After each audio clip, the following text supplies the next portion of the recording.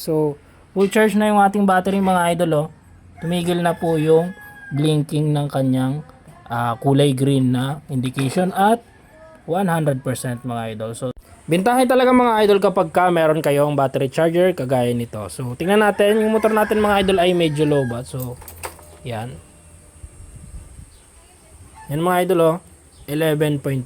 Pagka ganito naman mga idol, pag in-start nyo naman yung motor, aabot naman yan ng 13 to 14 volts. Pero tingnan nyo naman, kailangan at least 12 volts yan mga idol. Medyo mahina yung battery natin, kaya ngayon mga idol ay mag-charge tayo. Mga idol, kabit na natin yung ating battery charger. Yan. So, hindi ko na po tinanggal sa motor yung ating battery. Ang gagawin ko na lang mga idol ay ilalagay ko na lang din to. So, bago yan mga idol, tingnan nyo yung positive at yung negative. Kita naman yan mga idol kasi may mga marka naman yan. So, ito yung positive. Ayan, kita ba? Positive at ito yung negative. So, ganun lang din naman mga idol. Yan pula. Lagay lang natin yung pula. Ipit lang naman natin yan mga idol. Wala namang ano yan. Tapos, ito, negative. Pag naipit nyo na yun mga idol, syempre saksak nyo na sa outlet. Sa akin mga idol, nag-extension lang ako galing yun sa bahay. So, sasaksak nyo lang yan. Napakadali lang naman mga idol, kahit anong extension is pwede yan dyan. Yan. Saksak na tayo.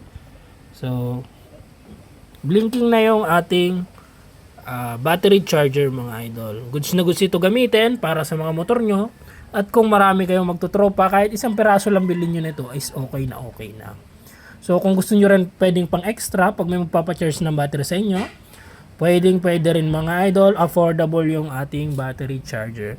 So yan mga idol kita nyo naman 20, 40, 60, 80, 100. Titigil yan ng 100 mga idol kapag full charge na ang inyong battery. So goods na goods yan mga idol. Yan yung ating motor. So patayin na natin mga idol yung ating motor. So umangat ng konti mga idol naging 11.8 volts na yung ating battery. So charging tayo mga idol Makit na. Goods na goods yan mga idol at antayin ko na lang para mapuno yung ating battery.